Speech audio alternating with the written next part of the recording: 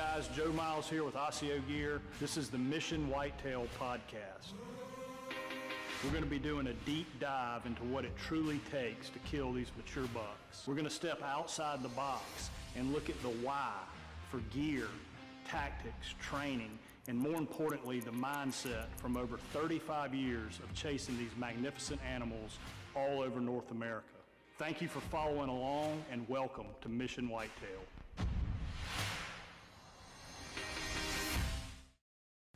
Guys, welcome back to Mission Whitetail. We have an incredible guest today, actually in the studio with us, all the way from Pikeville, Tennessee. We've got the GOAT, Mr. Bobby Worthington. Am I on film too? Yeah, you're on film. Hey Joe, how are you? I'm good, my friend. Why are you smelling your armpits Well, for the people that can't view this? They're just listening in. You're a little harsh, I think, but anyway, that's okay. I have been traveling a lot, so I'm just getting in. But anyway, I wasn't referring to you as smelling like a goat. I was referring to you as the GOAT of whitetail hunting. what? Okay, all right. You come with a lot of stuff. I'm just going to go with that. Yeah, that's the best thing to do. Yeah. Just roll with it. Well, good to be here, Joe. Appreciate you having me here, and look forward to talking to you audience. The biggest reason I come by was to film for do our classroom part for the class we're going to be putting on later, and do it online, the Woodsmanship Class. Yeah, so guys, we've kind of teased it around a little bit, but Bobby and I have been doing these field courses, these woodsmanship field courses at his home farm in Pikeville, Tennessee, and have gotten a lot of messages for guys that weren't going to be able to make it for certain dates. Maybe it wasn't in their budget, so on and so forth, and guys that wanted access to it. So we have decided to do an online version of that course, and it has morphed into something really detail-oriented. We just spent 3.5 hours going through the classroom portion, and then we've got all of the classes that we have filmed in the woods that we're going to be breaking down with graphics and then actual footage of being in the class, dissecting the trail systems, picking out the trees, looking at wind direction, looking at thermals, everything from A to Z with funnel hunting in big woods areas. Yeah. And I think today we're going to switch it up. I think everybody under the sun that has heard or listened to any podcast that Bobby Worthington has been on has heard about rut funnels and about big woods, maybe more specifically, nocturnal bucks, highly pressured big wood buck funnels, how you hunt them. Let's change that up and get into how you hunt bucks when they are patternable. And maybe even if we have time, we can get in, since we're in South Carolina, get into a little flat ground funnel hunting and how you would go about setting those up. What's that sound like to you? That sounds good. Okay. Yeah, the class is getting unscalable. I mean, we had 45 people last year, and the wear and tear on the roads, and you had rain days, and plus a lot of people couldn't afford, I think, what we was charging. So this would be nice for you. Everyday hunter can afford that. When you said patternable, that's a good point that we need to stress. I've done some charts here lately that shows that from the fall shift, when they moved to their fall range, up until around, I have found November 3rd, they're on a pattern, a loose pattern. You know, people may say, well, mine ain't, but you got to understand there's a lot of variables.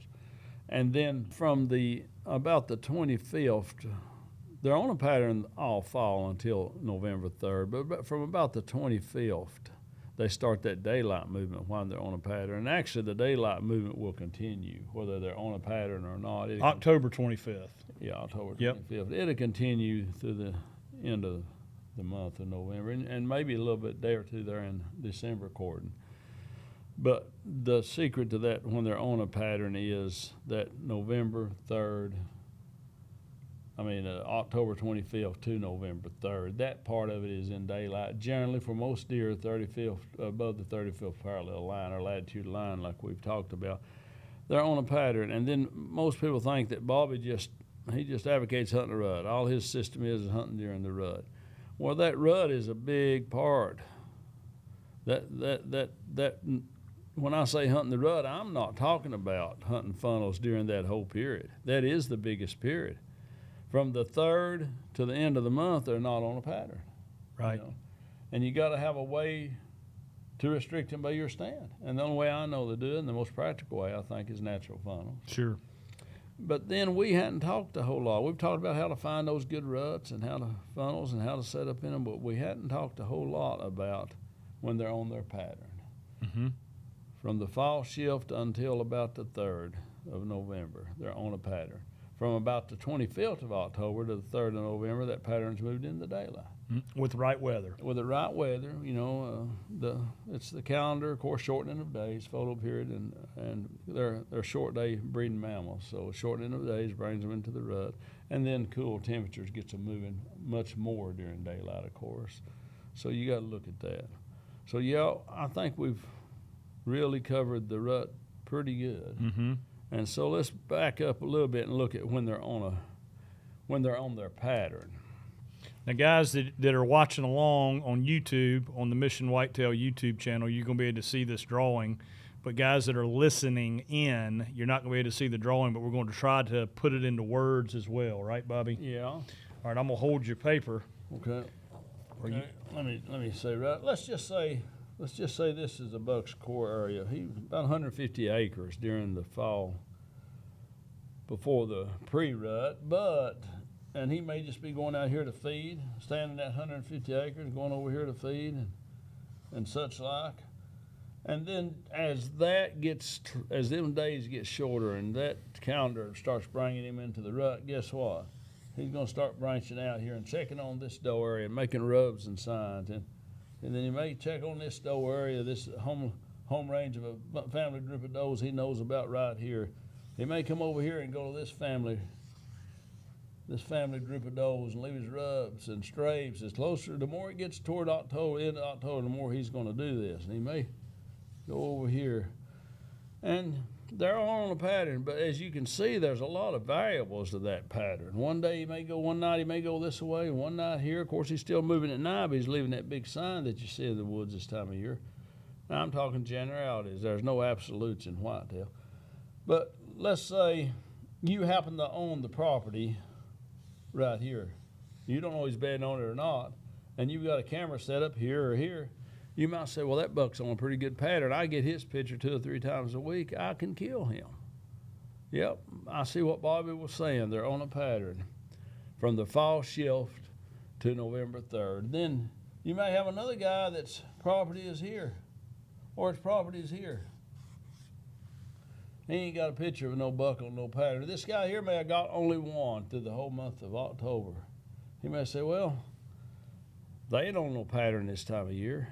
So you got to understand, when I'm talking about a pattern, the closer you get to where they're bedding during that time of year, the more you will see a pattern.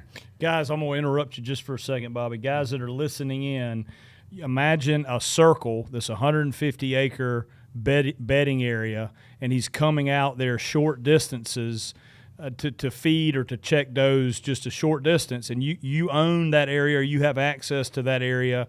You've got your cameras there, and you're seeing lots and lots of pictures of him. Well, that buck also, when it gets further into October, he's going out further than that core area.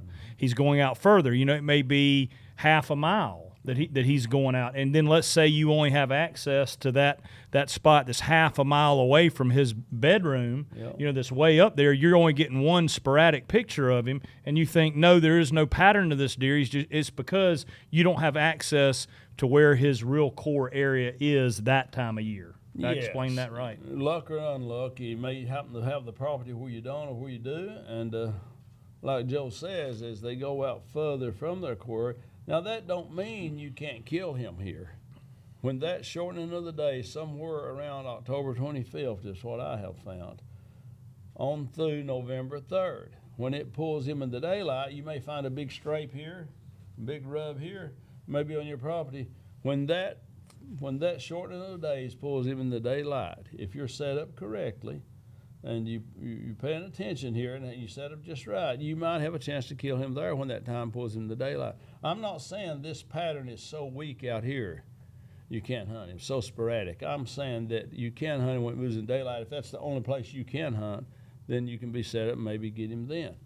But once November 3rd hits, I found most of them are going hard. That's when you see them laying dead on the interstates and crossing open fields and crossing roads everywhere, especially if it's cold. That's when they're running long distances, traveling for miles, looking for that first hot doe. Then you have to move to your funnel, something that will restrict them. So let's say my property is here. Let's say there's a rub line here. Let's hold it up just here. And a rub line here. And then let's say the rubs are much more frequent here. And there's a big scrape here. And I see right past that scrape the trail forks. Well, I wouldn't want to set up on this over here. I wouldn't want to set up over here. I'd want to come back to where I have those two together. Let's just say we got another movement here. And let's just say there's a pond here. And he's going around this pond. Let's say he comes out here and another corridor and he goes around that pond. This is a good short range funnel to hunt them while they're still on their patterns, if you set up correctly here with the wind direction. If somebody comes into my driveway and sat, I've got one road in, one out, I could have two. Say somebody comes to my one road and says, they say, well, Bobby's coming through here pretty regular. He's on a pretty good pattern. My neighbor, he sees me go out that gate and he's like, that's a pretty good pattern. Then the further you get, see, the more that branches off. Then you say, well, I was sitting over there toward Crossville, Tennessee, and Bobby, he didn't come through once every 2 weeks. So keep in mind, they're on a pattern, but there are so many variables to the pattern. And the biggest variable is how close you move in and how close you happen to own property or happen to be to his core area is what pattern you will see, how often you will see that. That don't mean you can't kill him right here once that pulls him in the daylight. Now, once they leave their loose pattern and go to running hard, then that's when you want to move to your best funnels. And there's a lot to consider here. Let's just say his bed is down kind of in a sinkhole or a bowl, and you've got some ridges and fingers going up from it. I hadn't drew this before, but I got it in mind. And let's say he's down in a bowl. So let's say that October 25th period hits, or 23rd, get a cold snap. Then it could be, it varies, but let's just say it's time to hunt him, and you've got a big rub and scrape line coming up out of here. There's a lot to consider. That mature buck is not going to move coming uphill in the evening without the thermals in his face. So many people might get right up here and set up on the biggest scrape, or where he comes out with a low ground, where he comes right up over the point. They may get up here and set up on him. And they're trying to cover all 3 or 4 of these trails, which I always try to do if at all possible. But if you know that buck is bedding on you in a low area, and you set up uphill from him in the evenings and you're trying to kill him as he's going out in various areas, look at it, keeping check on family groups of does, that deer will wind you as soon as he comes up. But let's just say one trail forks off this direction. I have found when they leave their bed for the first 50, 75, 100 yards, they always try to travel with the thermals, or with the family, if they're on a ridge top, they try to travel with other deer in front of them and go down the hill, then they've got the thermals to the back. But usually it's always 1 or 2 situations. If this old buck, let's say it's November 2nd, this old buck won't move even in the middle of the day, and check his pattern, check these does, see how close they are to the estrus. He won't come out in the middle of the day, even though he's desiring to. He will be patient. I've seen him stand and wait, just waiting till that thermals change, especially in a place where they've detected other human presence. So your best bet might be to give up the 2 best stands that will have the thermals in your disadvantage and come over here and hunt that one with the thermals putting your scent down here, and he's up here, and you can be on this side of the trail, and you've got a good opportunity. I found this very scenario hunting public ground in Ohio this year. There was a ridge side. Hang on, I'm gonna interrupt you again, just for the listeners. Guys, what we've got is a bowl drawn here, you know, a deep recession where that buck's probably bedded, and then some trails coming up out of it, and 2 major trails coming up out of that bowl that you can tell he's using the heck out of. There's scrapes and rubs all up and down them, and it's going uphill. The problem with hunting that in the afternoons is the thermals are going to switch and start coming down that hill right to where he's bedded, and he's going to stand up and wait for those thermals, and he's going to know you're there, and you're going to screw it up, and you're not going to kill him. But in this particular scenario that Bobby drew out, there is another trail that does like a 90-degree off of those, and that's the one he's saying that you can get on because the thermals will be past him and you still have an opportunity to kill him. Is it as good an opportunity as the two coming straight up out of there? No, it's probably not as good there, but there's an opportunity there, and you keep from messing him up. That's right. Okay, go ahead. I'm sorry, I didn't mean to interrupt you. I'm glad you did. For the guys that are forgetting that some guys are just listening. Yeah. Okay, I've got this very scenario in Ohio on some public land I scouted. There's a big bottom here with some big... Can we have some GPS coordinates and location of this public land? I'm not good on that type of... Oh, you're not? Yeah, no, okay. I can't do that stuff. Is there a name? Is there a name of that? Have you forgotten the name of that public piece in Ohio? As you get older, there's a lot of things that comes up you didn't think about before. One's my eyes. If I did see the name, I might not remember it. Well, and then the memory too. Gotcha. So okay, we'll keep moving forward. Look, there's a big bottom here of thickets and stuff, and they're bedding in it. Then they're coming uphill. Now, if I decide to go in there from October 25th to about the 3rd, if it looks like we got a cold snap coming in, I may pop up there then and try to get one of these bucks. And there's trails coming here, big rub lines all through here. Most of them are angled, going around a ditch. Here's a drainage ditch. So I've got a hillside to the west of the drainage ditch. Then I've got a drainage ditch. But these deer are going to have the thermals coming out of that bed in the evenings. They're going to have the thermals to their advantage. I don't care if this trail is the very heaviest one. I have set my stand right on the break of this drainage ditch.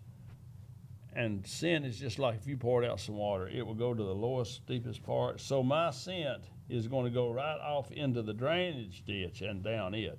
And any deer coming through here and doing this, or even coming up the hill right beside me, is not going to smell me. So that is the scenario. Do you want to try to explain it a little better? All right, so what we got is we've got a bottom. Everybody's familiar with the bottom, with a bunch of thickets, a bunch of deer beds, a bunch of sign in that bottom. You can tell it's just a pattern time of year when deer are bedding in the same location. Not the same bed necessarily, but the same location. And there's trails coming up out of there into high country, into higher elevation. Up on the ridges. And when you looked at that, you said, all right, I found where 3 or 4 of these trails came together, but the problem is these thermals in the afternoon are going to dip and drop right back down in that bedding area, and it may not be the buck, but it may be a couple does or whatever, younger bucks or whatever coming up out of there are going to smell me and ruin it. So what you found is you went, I'm going to call this east, a little bit east of all these trails, and there is a steep drainage right there, and you set your stand up right on the edge of that drainage. So yes, the thermals will be dropping, but like you said, it's like water. So it's going to the deepest part of the terrain feature, and that would be in this scenario that drainage. So your thermals are going to dump right down in that drainage. That buck's going to get up, think he's bulletproof, come bebopping up right through there, and you've crawfished him because your thermals are dumping down in that drainage instead of down in that bottom. Yeah, is that right? That is correct. By far the biggest pull, a lot bigger than a sloped ridge, is straight down a steep bank into the bottom of a drainage. By far the biggest draw for your sit in the evenings where thermals are working. And I think what a lot of guys are going to ask right off the rip is, Bobby, why wouldn't you just hunt in there in the mornings before they get back in there? Well, I found when that rut starts approaching and them nocturnal bucks, we're hunting nocturnal bucks. The only thing that's going to get, they're all dead that ain't nocturnal because they run around all October. This is a heavy hunted area. This is not a setup on somebody's farm that controls the hunting pressure. Right. So every buck that's not nocturnal is dead before he gets mature. So generally speaking, they're bedded down. I have found an hour or 2 hours before daylight. Gotcha. Their first daylight movement We're talking about hunting deer while they're on a pattern before that magic date of November 3rd when they get to running everywhere and we're hunting funnels. We've never covered this before, but I'm telling you, some people may be better at this than I am, but I'm telling you how I do it. You'll generally find that their first daylight movement will always be in the evenings. Now, as it gets closer to November 3rd or on into last third of October and it's good and cold, you may have all day movement, and you might be concerned about that. But I'm concerned about when I get that first movement, and it's generally always in the evening, the first daylight movement. And more opportunities. If you dive right into that bedroom, into that bedding area, and a couple other deer come in there before him or whatever, and they win you or get behind you and blow you out of there. Yeah, and this you got to understand, right before daylight's the coldest time. Yep. But once it gets up to like the sun's been up for 30 minutes, then the thermals, of course, are going up the hill. Mm-hmm. And this works just as good. I've still got a steep ditch that's up above, going up above me. My scent will still hit that ditch and go up into it. That's still just as good. If my scent can bowl here, then I'm in good shape. It's according to how far from here up I am. In this situation, I'm like 50 yards before that heads out, and I feel confident by the time my thermal scent gets to them, I'm still in good shape. So that you could hunt that morning or afternoon. Morning or afternoon. Yeah. The main thing on hunting these hunted bucks, mature bucks pattern from the 25th of October to the 3rd is still look for funnels. I find that once the buck gets out of his bed, and he works the wind coming out, but as he gets out, as that rut is pulling him, he gets less and less concerned about the wind. I would never hunt here with the wind blowing this way. It's too close. It could vary enough to get on him. But I would definitely hunt here with the wind going here. They get less cautious and they start making mistakes. But if he has ever detected you, this may be the only place you have to hunt. He's detected you right here. It's going to be very hard to kill him. He will probably turn with a nose into his wind before he goes in this area that he has detected you. If you let a mature buck know he is being hunted, he is next to impossible to kill. But if you have not tipped him off, if you've not got over there in here in the middle of October and got in here too early and started hunting this big sign, if you ain't tipped him off, then your chances are pretty good after he leaves his bed and starts branching out some to get him. And then around the end of October, first few days of November, I'll hunt daylight to dark if the temperature is cold, because he'll be moving these travel corridors, checking on, seeing how sweet the does are smelling, see which one's closest to estrus. He'll be doing it all during the day if the temperature is right for him to do that. Let's touch on temperature just a little bit.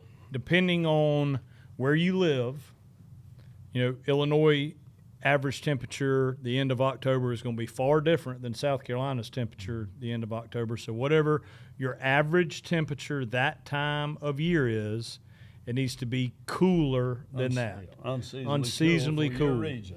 And you like, if it gets into those low 50s to upper 40s, that's an all-day sit for you. All-day sit. Lower 50s, regardless of where you are. Low 50s, upper 40s. If it's in there for the majority of the day, stays in that or lower than that, it's an all-day sit. Yeah. Mm-hmm. And what do I like to hunt during this pre-rut? I like to hunt. I always play the mathematical odds. I always let evidence dictate that. If I've got 2 or 3 rub lines of his that parallel each other or in different areas, I will hunt. And before I had trail cameras, I'd hunt the one with the most strapes and the most rubs and the most well-used strapes. I'm just playing the mathematical odds. I don't care if he's coming there more often at night or day. When the shortening of the days pulls him in the daylight, pulls that nocturnal buck in daylight, I'm where his travel pattern intersects most of the time. I love hunting strapes. There's a lot of art to it. So I'll hunt the majority, or where I've got the most pictures if I'm using a trail camera. I always play the mathematical odds. You might have a rub line or a strape line down this trail.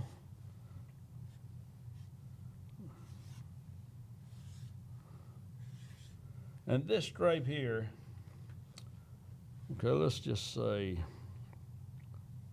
you've got the trail branches off here. Let's say you've got a pond here that puts 2 trails around it. Okay, you've got several scenarios here. Fellas, I like to hunt the heaviest, deepest, most well-used scrape. A lot of times, he'll have a trail, and all of them will look like the same trail going down through all of them, but the one that is the heaviest and the very most well-used, maybe where it intersects the way he goes sometime, and he's just formed this trail. So since he's just formed this trail, it may not be that there's a trail much formed at all yet, but the heaviest, most well-used scrape is the one I like to set up downwind on. And you got to consider that downwind a lot. You got to consider if there's other deer down here, other trails, you may have to hunt up here, the wind blowing this way. So normally, all things being equal, I would say he's got a scrape here. I would hunt where it's pushed around a small range fundal. But there's never an always or ever in this situation. If I got one more picture of him here than here, getting ready for that October 25th magic time when he may start moving daylight, I will take this every time. If I've got one more picture of him here, I'll take that every time. So just because two trails are pushed together does not always mean, in this pre-rut thing, that that's the best play to hunt.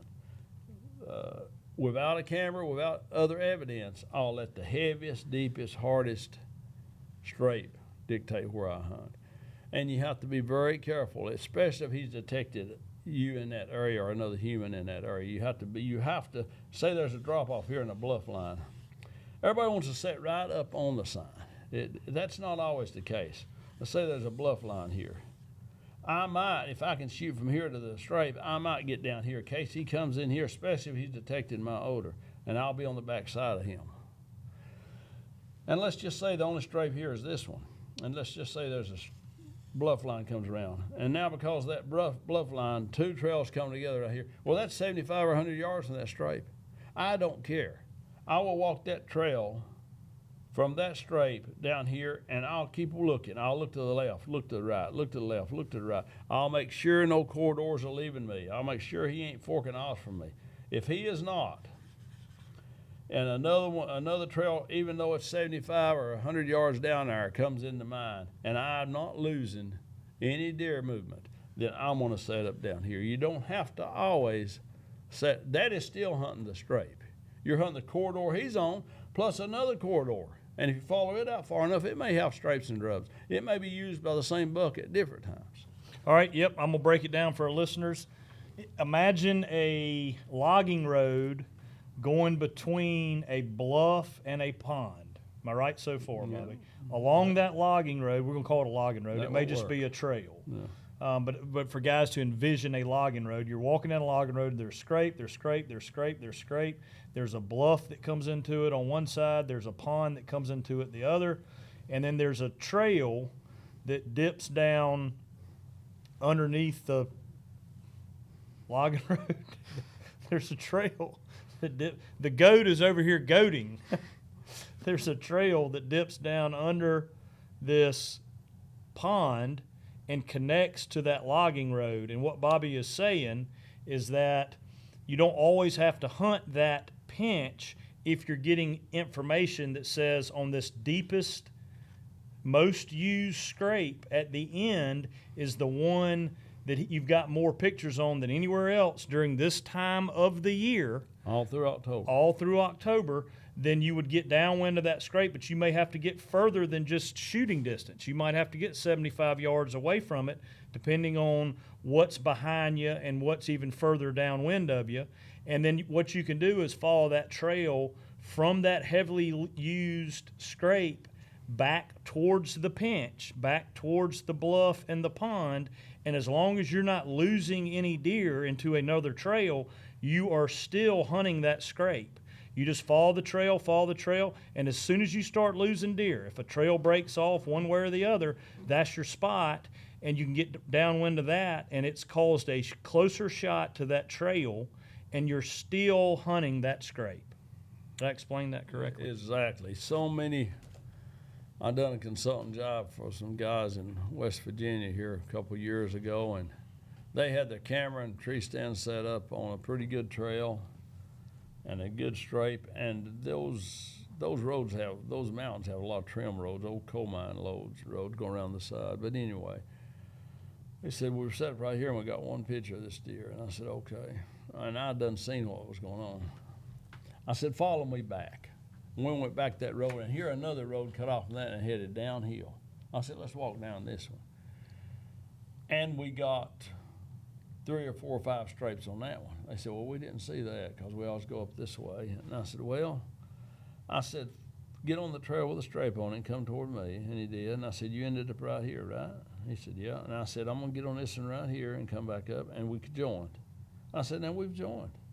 I said, you was covering half the movement when you could have been covering double the movement. With your stand, and you couldn't even see it far from this tree, with your stand. And I said, and your camera. And I said, there's rubs and stripes on both of them, whether it's the same deer or another deer. You still, the basis of material buck hunting, when they're on a movement pattern and when they're not, is still the same. You never set up in a tree and cover 2 travel corridors when you could have set up in another one and covered 3. You never set up in a travel corridor in a tree where you covered 3 when you set up in another one and covered 4. That is the basis. You have to do that because there's not many of them big bucks, and their movement is sporadic, and the fewer deer there are, the longer their range is, and they may have 2 home ranges. You have to multiply your odds in every way you can, or your neighbor or somebody else is going to kill that deer. Yep, and I've heard you say it year after year after year. You have to dissect the trail system. And don't get content on that first good spot you see. You can amplify that if you just go a little bit further or look a little bit more. You can maybe, that good spot can turn into a world-class spot if you dissect the trail system and walk it all out and make sure you're in the tightest spot possible, regardless of whether it is the October 25th to November 3rd time frame or the November 3rd all the way through the end of the rut. That's right. Most people will pick a tree way too quick, and I'll go in and point out how they could have covered a lot more, and the same corridor they're hunting right back here, and it's just like a light bulb coming. It may take me half a day once I get in there and start finding big sign, and it may take me half a day carefully and meticulously dissecting all the trails. Well, can I shoot them off with this tree? Well, I can shoot them off with that one. Well, what about if I move over? Well, I can shoot them off. Well, what if I move right here? Well, then I've got a trail downwind of me. I got to get back over here. And it may take me half a day to dissect and really decide on what tree to withstand. And I think that's where, and this is not a sales pitch, it's just a fact. I think that's where this online course is really going to help, because we go into funnel after funnel after funnel after funnel in different type situations and show mistakes, right? Show that the class goes in and finds a spot, and it was a good spot, but it's not maximizing that funnel. It's not the best spot. And it shows dissecting the trail systems and actually picking the best possible tree or trees, both sides of the funnel, in that area to maximize your chances. That's right. I can explain it. You can read it in my book, and it's going to put you way ahead. If you read my book, then look at the class, then you're going to say, I understand it. You got it. And once the light bulb comes on, then you're on your way to learning. I'm just now got to the point where I can ask good, complex questions about whitetail deer. I'm no master at all. I am a student, but I've got to the point now where I can, all the shallow questions I had for years has been answered long ago. And now I'm developing more in-depth, more complicated questions in my mind, and I'm able to answer them. So time in the woods, boot on the ground is the only way. And you may be intimidated by big woods, and you may say, man, I'm just going to set my food plot. I'm afraid I'll get there and mess it up. Well, I think by the time you maybe read my book and definitely go through this Woodsmanship class, I think things will begin to make sense. I'm trying to pass down 60 years of boots on the ground. 60 years of mistakes and learning from them mistakes. The first time I done something and said, well, there ain't no pattern to them, I got one picture, then all of a sudden I got a picture in daylight. All of these mistakes, I might have thought I might be setting up on a strape November 13th and a buck may come down that trail, I may think, oh, I got to hunt him on a strape November 13th, I got to hunt him on a strape and hunt him on a strape all through November. No, that was an outlier. There's no script written out to this. It's only an outline because there are so many variables. And it takes years of experience to finally figure it out with all the variables. Okay, that was an outlier. It takes years, and that's what I'm trying to pass on. Yep. And you know, having spent time doing it with you and implementing, I was certainly hunting, I'll call them pinch points myself. Mm-hmm. But I was not dissecting the trail system and finding the best possible tree to get in. Killed a lot of big deer, and killed them in funnels during the rut, or I'll call them loose funnels. Okay. But having spent time going through, I'll call it the Bobby Worthington system, if you will, it has taught me to be a little more patient with picking my tree and maximizing that particular spot. Yeah. Well, you're right. That's exactly right. But there's two systems, and then some people may say, "Well, I hunt big sign, the freshest big sign." Well, that's great until they lose their pattern and they're running across open fields and across open roads and everywhere.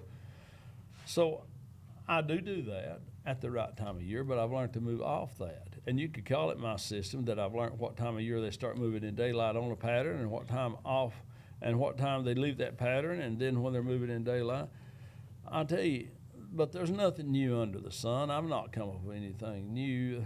The key to success is taking ordinary things and pushing them to an extraordinary level, because there's so many complicated working parts inside this system that you've got to know.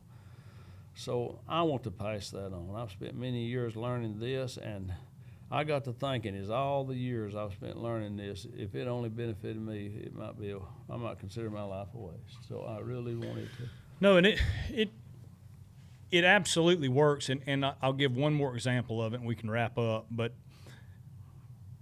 Kansas, one year, I was hunting on a property that I could not get to where I needed to go to get to the funnel. I couldn't get across the ditch because it was somebody else's property. Oh. So we aborted that piece of property and went to a completely new one that had a river that came through it, a small river, and we could hunt on both sides of that river. We went in there. I had a camera guy with me. We went in there that first day, like you talk about. You got one day to do it all. Mm-hmm. We went in there, and this is probably November 4th. We went in there and walked that entire property. Didn't have a stand or anything on my back. They were in the truck. And we walked, and we found some scrapes. We found some rubs, and we found a big ditch that came up out of that river. And it was 4 trails that came right around it, and a couple of them had scrapes on it. And as we were going back to the truck, we were following one of those trails back out to go get the stand to come hang in that ditch. And there was a scrape on it the size of the hood of my truck, and it was still steaming. It had been worked. So, and the camera guy said, "We're going to set up here, right?" And I said, "No." I said, "That trail, those trails come down here. If that buck comes in there, he's going to come right by that ditch to go to the other side. If he comes from the other side to go check that, he's going to come right by there." And he could not believe that we were not setting up on that. And we got in that tree that first afternoon, and we saw 12 different bucks coming through different trails, but they all ended up, not all of them, I think 9 of them ended up right under us, and we ended up killing that big 160-inch 9-point the next day, coming down one of those obscure trails, but he came right to that pinch, yeah, right to the funnel. And it was just, yes, this absolutely mathematically makes sense. Don't let the hot sign cloud your judgment. Yeah. Take it back. If you can take it back. I mean, how many times, out of the 9 bucks that come to you, how many one would have continued on the trail that went by the straight? 3. Yep. And then you had 6 more. 6 more. That would not have gone. Could have been the big. Yes, sir. 100% right. We got it all on video. It's all filmed, the whole thing, showing them coming up the trails. Now, granted, I look for the heaviest trails. Just, you know, when the bucks get to moving hard and I'm hunting funnels like Joe's talking about here, I look for the funnel that's carrying the most deer, absolutely the most deer. If I've got a mature buck that lives his core area and he lives on my property, his core area is on my property, then I'm wanting to kill him. Then if I find a funnel that's got big rubs, then I'm very interested in it.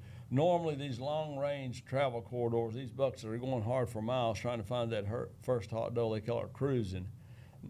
Normally they don't stop to make sign. You may find a funnel that's carrying the very most deer of any funnel on your farm, and that may be where you need to hunt. But if you've got one that's carrying a lot of deer, a lot of trail, heavy, and developing into a real heavy trail going around something, and then that also has big sign. That big sign is generally done at night in their core area when they're easing around keeping check of things. So you may have both situations. You may have a funnel where you can kill a mature buck in this core area right there, and then you may also, if it's carrying a lot of deer, have one you can continue to hunt on through the time when they leave their pattern and they're just running helter-skelter.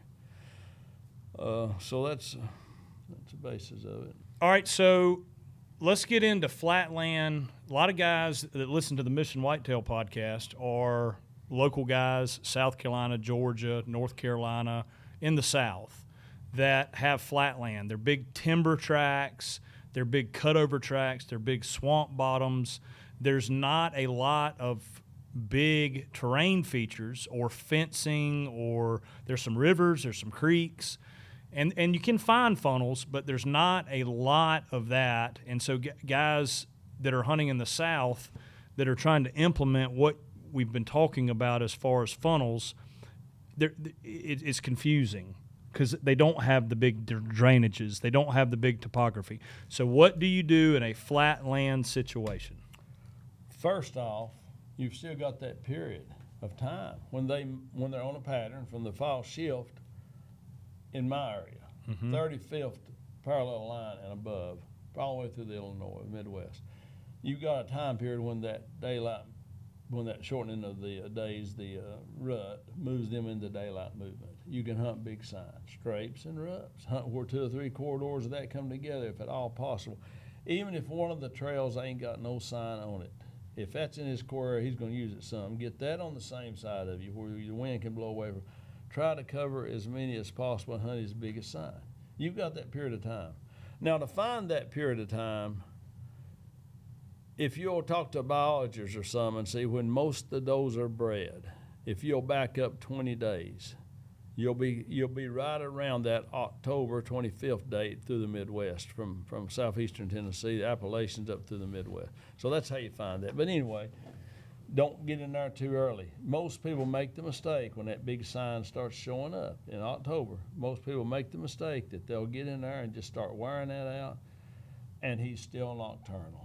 Because if he wasn't nocturnal outside the rut, he'd be dead.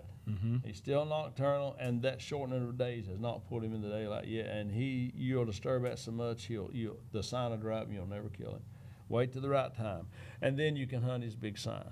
Hunt the big sign, hunt the scrapes, the rubs, hunt as many corridors of his sign on it as you possibly can.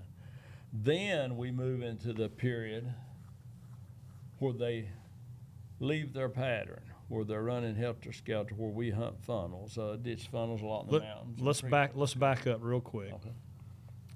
So, guys, we're going to get away from logging roads, and we're going to call it an edge, where a cutover meets hardwoods.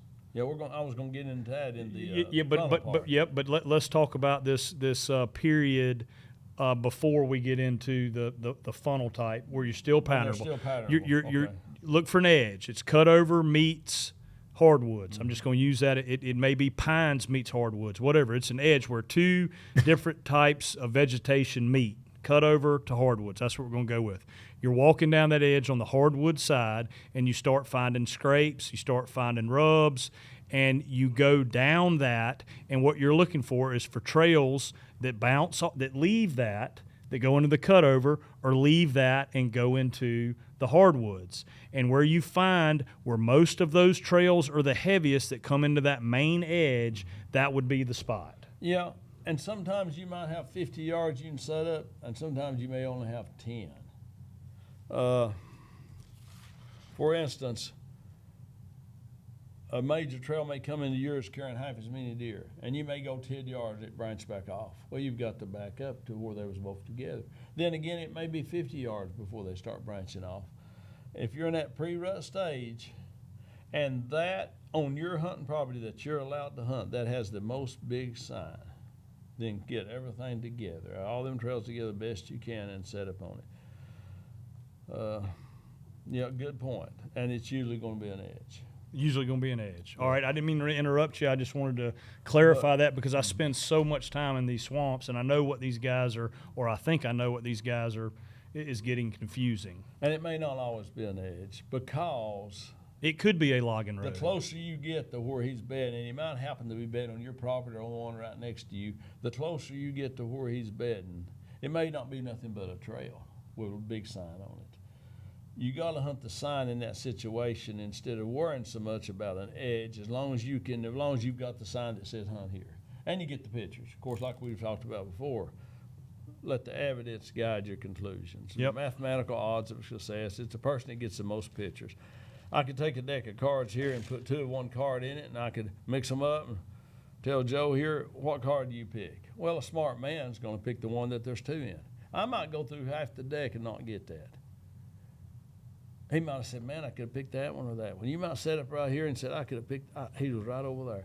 That don't matter. Over the long haul, if you do play the mathematical odds of success, you're going to come out on top. Play where the most sign is, where you're getting most of his pictures. If you got a trail coming in here and a trail coming in here, and both of them's got sign on it, now all of a sudden there's no trees big enough to make scrapes under, no rubs, you're going through a little wet area and a lot of grass, you set up where after the 2 comes together, of course. A lot of people miss that, though. It's pretty basic. Now let's look at when it passes that period and they get off their pattern. Now in the South, there's a softer period of this, because deer are short day. They're mammals that are short day breeders in temperate regions. There's an exact time that fawn needs to be born to survive. The further north you go, the more it's active it has to be. The further south, the loose. So this is general. But to make a fun on the South, I cut trails and I follow them all through the property. What is a heavy deer population on your property, and may not be 5 miles over here. So you find out on your property where the most trails are coming together, where it is the deepest and hardest, and maybe it's going to have a few old rubs, a few big rubs. This section here is where you want to start working. This is usually going to be an edge, like Joe said. A habitat edge of some kind is where they travel most of the time. This section here, where everything comes together, where more trails on your whole property, it's carrying the most deer, that's where they naturally want to move anyway, and that's where you will start enhancing it. Now, don't start enhancing anywhere. Walk back and forth. I like to make sure that I've got a good tree right across from each other if I can find a place like that. Now you start working here. This is for this wind direction. This is for this wind direction. Now what do you do? Well, if I'm on public land, I can't cut trees. I'll find brush and stuff, and I'll drag in here, and I'll pile up. I'll block this where they can't get behind me as far as I can. If I can cut, I'll cut trees and hinge cut in both directions. I'm creating a short-range funnel. I'm creating a funnel. That way they can't get behind me. I'll block off in both directions as much as I can. And to enhance the deer movement through here even more, where you're allowed to, I'll put a mineral lick. Because in the summer, those trail systems really form going to those minerals. I mean, it will really increase the trail systems.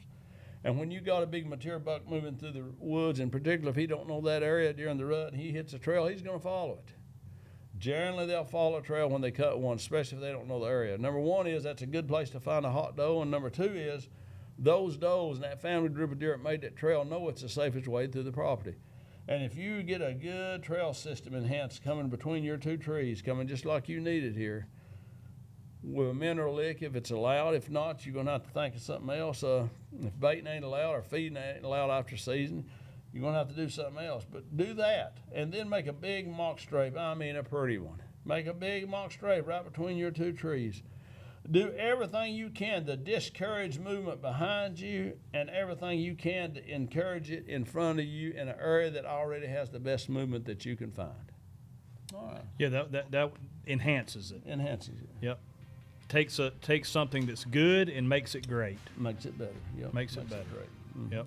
Makes it as great as you can possibly do. Then you're increasing the mathematical odds as much as you can, and over the long haul. I mean, the first time we play, you're not going to come out ahead because you picked the one card that has 2 in there. But over a week, you'll come out ahead. Right. Mathematical odds. That's what trophy deer hunting is. It's finding ways to increase your mathematical odds that a mature buck will move out of your stand. And guys, we did a breakdown video. Andrew has about got it ready to go, or maybe it's already ready. I don't know when this podcast is going to launch, but if you go to the Mission Whitetail YouTube channel and look up the Flatland Rut Funnel, isn't that going to be the title of it? Flatland Rut Funnel.